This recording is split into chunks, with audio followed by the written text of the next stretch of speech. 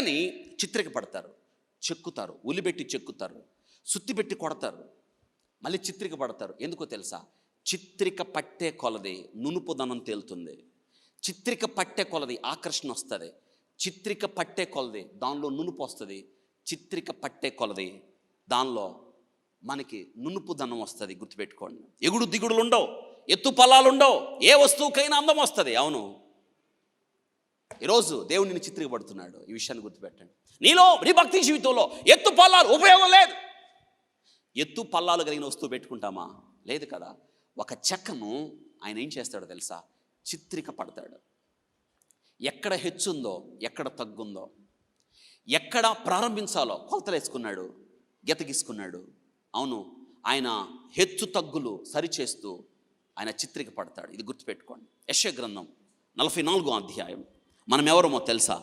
మనం ఎక్కడున్నామో చూడండి. 44వ అధ్యాయం 14వ వచనం చూడండి. కింద వచనంలో మనం 14వ వచనం, శ్మశాన వృక్షాలు మనం ఉంది చూడండి. అక్కడ ఎవరమంట మనం? శ్మశాన వృక్షం. అందరూ చెప్పండి, ఏ వృక్షం మనం? ఎక్కడ ఉండాల్సిన వాళ్ళం? శ్మశానాలు అంటే సమాధులు. చెప్పండి, ఎక్కడ? సమాధులు. సమాధులు. మొన్న ఒక ఆమె చనిపోయింది. వేకుందాం నాకు చెప్పారు, డాక్టర్ గారు ఆమె చనిపోయింది, కాస్త రండి అని. వేకుందామని కదా, నాకెవరు తోడు లేరు, వెళ్ళాలి కదా. ఎవరైనా తోడు ఉంటే కనీసం ఒక పాట అన్న పాడాలి కదా. ఎక్కడికి వెళ్ళినా అర్ధరాత్రి అయినా పగలైనా ప్రార్థన పెడతాను నేను. 10 మంది ఉన్ని, 20 మంది ఉన్ని, ఎవరు లేరు. అక్కడికి వెళ్ళాను నేను. వెళ్తే వాళ్ళు అంటున్నారు, అయ్యా నువ్వే పాడు పాటలు అంటున్నారు. నన్ను నాకు రావు పాటలు అన్న, నువ్వే పాడచ్చు కదా పాటలు అని.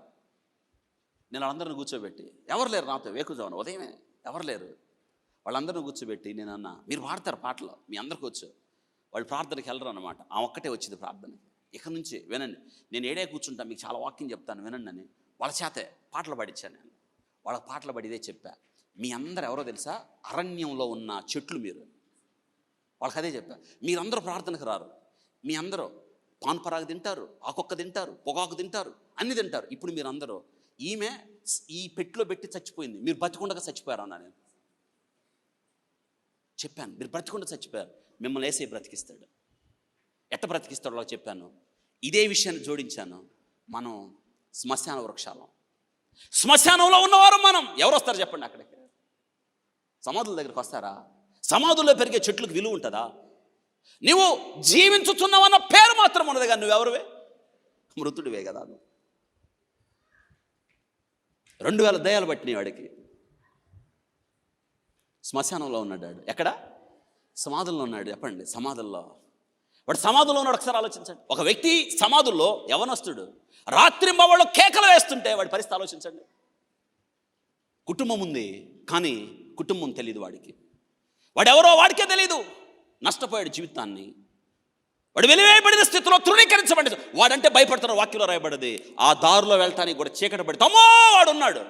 వాడు మనిషే కానీ అనాగరికుడు. శ్మశానంలో ఉన్నాడు వాడు. వాడికేం తెలియదు, పగలు రాత్రి తేడా తెలియదు. వాడు వేసే కేకలు ఊర్లోకి వినిపిస్తున్నాయి. ఇదొక ఎత్తు అయితే వాడి చేతిలో రాళ్ళు తీసుకొని తన్ను తాను ఒళ్ళంతా రక్తసిక్తం. వీడే శ్మశాన వృక్షం. వాడే వెలివేయబడిన స్థితిలో ఉన్నాడు.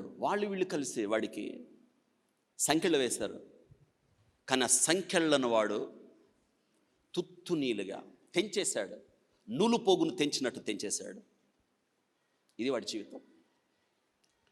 శ్మశాన వృక్షాలమ్మ. శ్మశాన వృక్షం ఎవరికి లొంగని వృక్షం, ఎవరికి తలదించని వృక్షం. కరడు గట్టిపోయింది ఆ చెట్టు. ఆ చెట్టును ఈ నేర్పరైన శిల్పకారుడు ఒక రూపం ఇవ్వడానికి వచ్చాడు. ఈ కార్పెంటర్ సముద్రమును దాటి వచ్చాడు. వాడు అంటున్నాడు, యేసు సర్వోన్నతుని దేవుని కుమారుడా, నాతో నీకేమి? యేసయ్య వాడిని బాగు చేశాడు. వాళ్ళలో ఉన్న దెయ్యాలు వెళ్ళగొట్టాడు. వాక్యంలో రాయబడ్డది. వాడు స్వస్థ చిత్తుడై వస్త్రములు ధరించుకొని ఎవరి పాదాల దగ్గర కూర్చున్నాడు చూసారా? యేసయ్య వాడిని చిక్కుతున్నాడు. నేర్పరైన శిల్పకారుడిగా ఆ చెక్కడంలో వాడికి ఒక రూపాన్ని ఇచ్చాడు. రక్తసిక్తమైన వాడి దేహం బాగైంది. కలవరపడిచే వాడి యొక్క హృదయ విదారకమైన దృశ్యం స్వస్థతను పొందాడు. వాడికి ఒక రూపునిచ్చాడు, ఒక నైజం ఇచ్చాడు, స్థితి ఇచ్చాడు. అద్భుతం. వాడు వస్త్రములు ధరించుకొని తిన్నగా లేనివాడు, సమాధుల్లో అటు ఇటు తిరిగి కేకలు వేసేవాడు, రాత్రికి పగలకు తేడా లేనివాడు ఎవరి పాదాల దగ్గర కూర్చున్నాడు? రైట్ మైండ్ వచ్చింది వాడికి. వాక్యంలో మనం చూస్తాము ఎంత బాగా రాశాడు. మనం శ్మశాన వృక్షాలు వాడిని కూర్చోబెట్టి వాడికి చిత్రిక చెక్కాడు, వాడిని చెక్కుతున్నాడు దేవుడు. ఈరోజు నీ జీవితంలో నా జీవితంలో దేవుడు చేసేది అదే. మనల్ని చెక్కునట్లుగా దేవుడు ఇష్టపడుతున్నాడు. ఆయన చెక్కకపోతే నీలో ఆ నునుపుదనం రాదు. ఆయన నిన్ను చెక్కకపోతే, చిత్రిక వేయకపోతే, నీలో ఉన్న ఎగుడు దిగుడు, నీలో ఉన్న వంకర టింకరతనం, నీలో ఉన్న పాపపు నైజం, నీలో ఉన్న ఆయనకి వ్యతిరేకమైంది ఏది కూడా అలాగే ఉంటుంది. అందుకే దేవుడు దాన్ని ఏం చేస్తాడు?